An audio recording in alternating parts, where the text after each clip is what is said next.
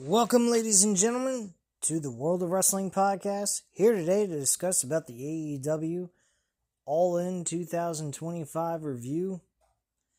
This event pay-per-view was kind of fun, very enjoyable. The main event for the World Heavyweight title with Jon Moxley and Hangman Page. I thought this was fantastic. Without a shadow of a doubt, one of the better matches on the entire card. Throughout the entire build with Jon Moxley as the world champion, it was dreadful. But this match paid off. This was a hell of a story with Hangman Page's end. Jon Moxley's end, it was a fucking joke that went nowhere. But it went to the right person. Hangman Page becoming the World Heavyweight Champion. And in a fucking bloodbath. I mean, these guys are sick. Fucking taking forks, jabbing each other within the first 3 minutes of the match. Freaking bed of nails. I thought we were going to see those nails go through Moxley's back again like we did with Spike back in March of earlier this year. Thankfully, none of that happened. Jesus. They did all kinds of horrific things to one another. It was just plain fucking sick. But at the end of the day, we got the ultimate payoff. Hangman Page is the new world champion, and I am super happy for Hangman Page. It was well deserved. He earned it.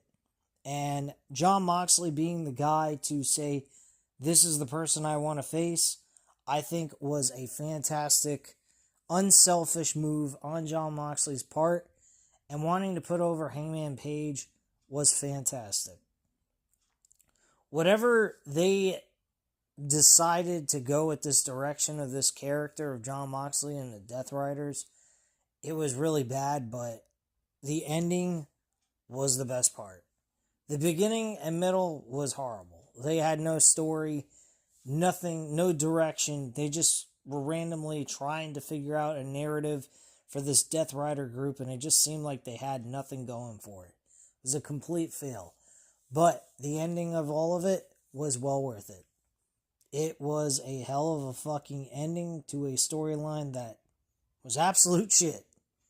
And the reason why it was well worth it is because of the story they were telling with Hangman Page on the other side of this story. That's the reason why this was successful. The other part of this story that made it very successful and was heartfelt was the fact that the World Heavyweight title was,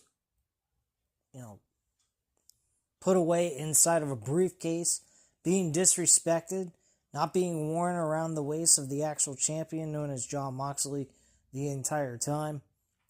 And it was just his way of disrespecting the AEW as a whole. We had Bryan Danielson make a cameo into this match to even out the odds for Hangman Page. We also saw Darby Allin show up in the middle of this match. I thought that was fantastic. Granted, he didn't have the kind of role that Swerve had in this, because I think Swerve had the biggest role of them all, being the person to hand over the metal chain to Hangman Page to ultimately get him the W by submission. And Jon Moxley just selling the shit out of being hung by the chain was fantastic.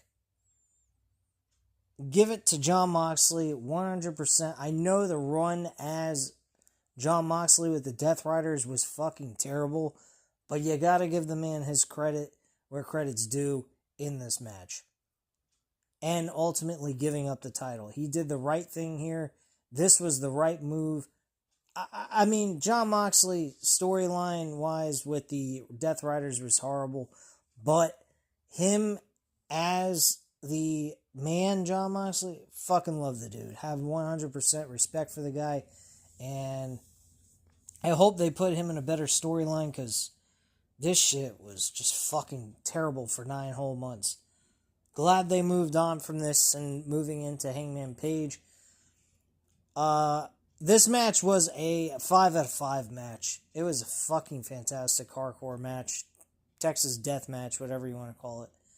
And he ends up winning the match by submission from hanging Jon Moxley on the outside of the ropes. And he had nowhere else to go, couldn't get out of the move, and he just tapped out, which was a smart move on his part. Other matches that occurred on this card were fairly decent. I think the tag team match with the Young Bucks and Swerve Strickland and Will Ospreay was fantastic. That was an awesome match. I absolutely enjoyed that match 100%. That was a 4 out of 5 stars matchup. Definitely a hell of a matchup by them in that one. The women's championship match, I thought that was okay. It was fairly decent.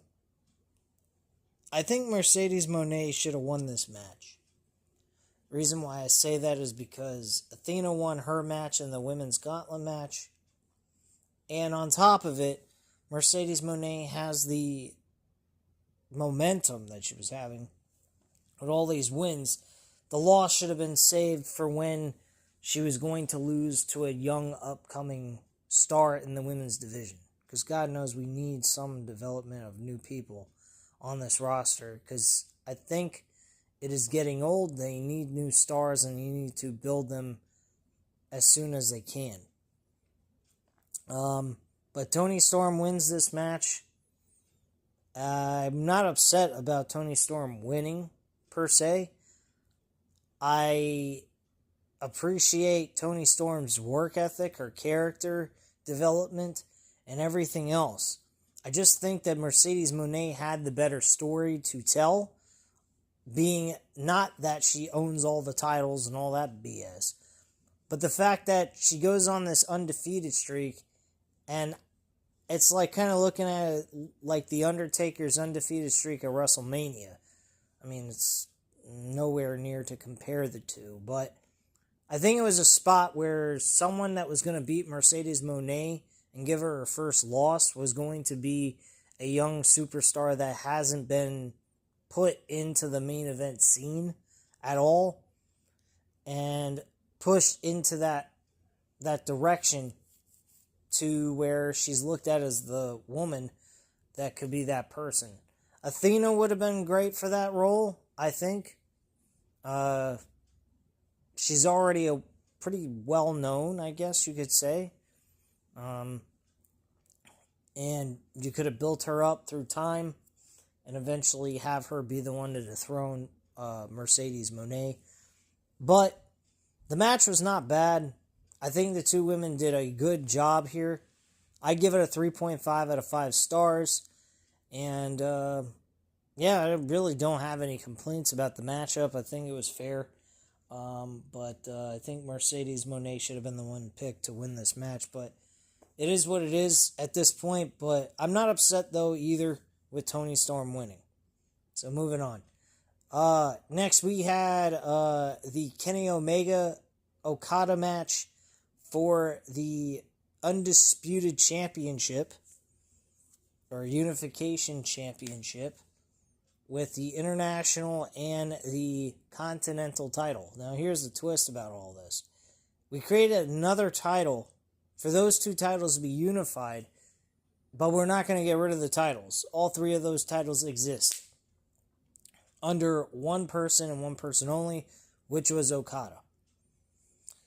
Okada, I think, was a good pick because there is a story developing slightly at this point that they continue to build on. It will manifest into something big, and that is Takeshita versus Okada. I think those two competing over the Unification Championship will be a fantastic move, and I think that is the right move to make. This match, I'd say it was a 3.5 out of 5 stars. It was a fun one-on-one match trying to reproduce what they did back in the day in New Japan Pro Wrestling, but was nowhere near close to that. Was it a good match? Absolutely. But to the level of New Japan, no way. And I think the reason why is because of age. I think the style that they did in New Japan is too much, especially at their ages. One's 37, the other's 41. Okada's 37, and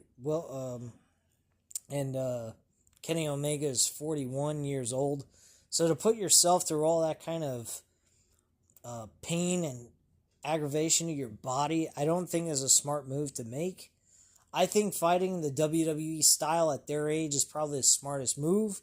Yeah, it may not be the level of a New Japan Pro Wrestling strong style matchup like they used to produce back in the day, but it's safe, it protects them, and they can still deliver a good match. So if you were going into this matchup having the mentality of, oh, I want to see a Kenny Omega Okada New Japan Pro Wrestling style matchup, you were asking for way too much. Your expectations were way too high. And I did not expect to see that kind of level at all. I really didn't. Especially with the fact that it was based on a mid-card title. If it was over the World Heavyweight Championship, I could see them possibly doing that kind of route and actually trying to reproduce something like that. But you're the co-main event of the show. You're not the focal point of the whole story. It was Hangman Page all along with Jon Moxley for the world title. You're not going to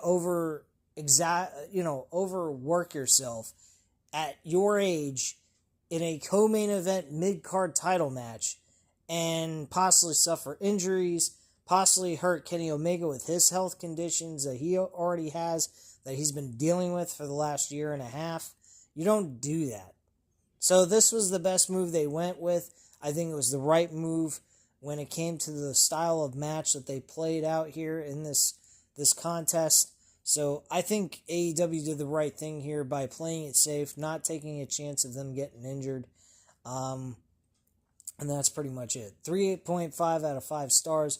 Good matchup between these two guys, especially age and, damage to their bodies and whatnot.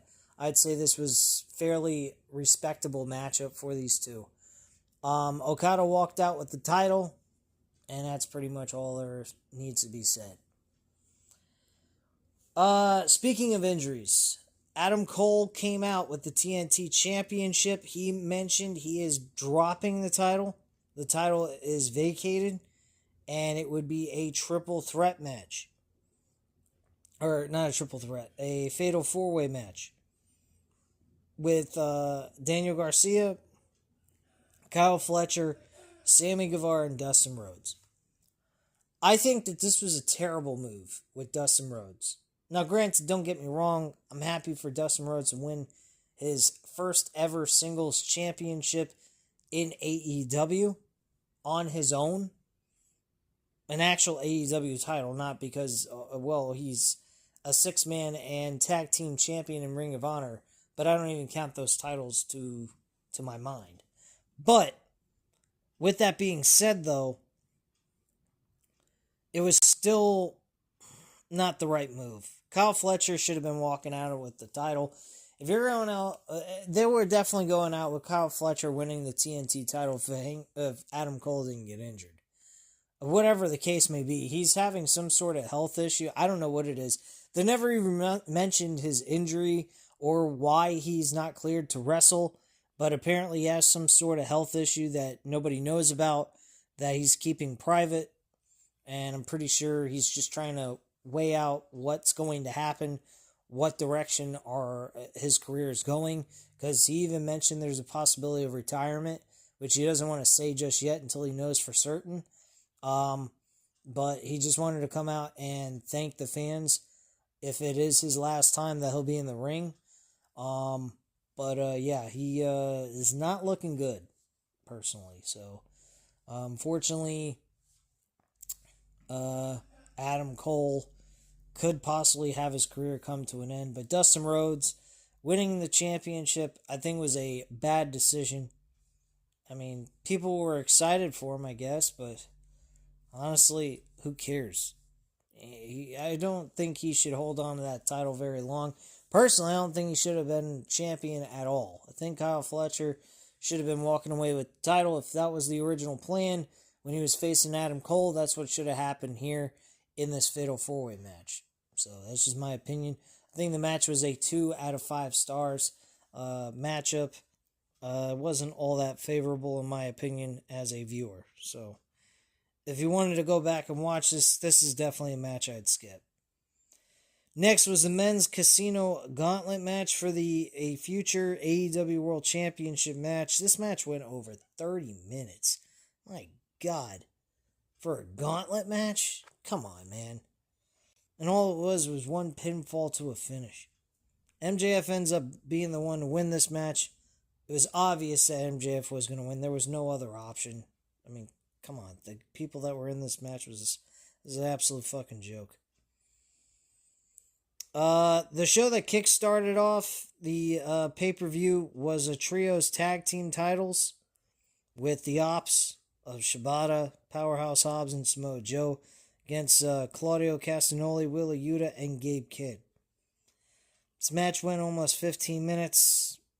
I even said if the Ops lost the titles, then we know Jon Moxley is retaining his championship. If the Ops won, then Jon Moxley was losing his world title. And that's exactly what happened here. This match was nothing. This is a skippable match if you were to go back and watch it. Nothing really important happened here. I didn't care for it, but it was alright, I guess. I'd say 2 out of 5 stars for that one.